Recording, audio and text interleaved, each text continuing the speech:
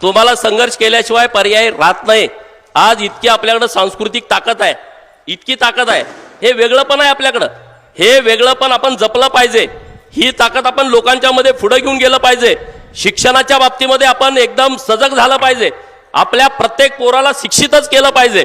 हे बाकीच्या विषयात सोडून द्या, मेंढपाळांच्या वरती एवढा अन्याय होतो। मेंढपाळ बांधवांचं मी मनपूर्वक आभार व्यक्त करतो की या जयंतीमध्ये मोठ्या संख्येने ते उपस्थित आहेत। मेंढपाळांना रोज त्रास किती होतोय, लोक विनाकारण मारतायत, गुरासारखं मारतायत, कुऱ्हाडीचे घाव घालतायत, दगड डोक्यामध्ये घालतायत। कारण काय, नुसतं शेतात आले, पिकात नव्हे शेतात आले। कारण काय, रस्त्यावरनं मेंढर खाली आली। कारण काय, बंधाऱ्यामध्ये पाणी प्यायला आले। काहीच नाही, गुरासारखं मारताय।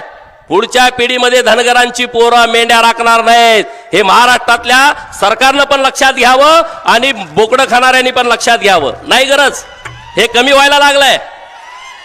शिक्षणाचं प्रमाण आमच्यामध्ये पण वाढायला लागलं, हे सगळं कमी व्हायला लागलं। माझ्या पडळकरवाडी गावामध्ये घरटी मेंढ्या होत्या, आज फक्त 3 जणांकडे मेंढ्या आहेत, त्या पण 10 आहेत, त्यामध्ये मी पण आहे। 3 जणांकडेच आहेत। मेंढी आमची लक्ष्मी आहे म्हणून आम्ही ठेवली आहे। आमची लोक नाहीत आता जात, बाहेर जाऊ शकत नाहीत। याचा विचार समाज व्यवस्थेने पण करावा। उगाच आला आणि गुरासारखं मारला, हे बरोबर नाही।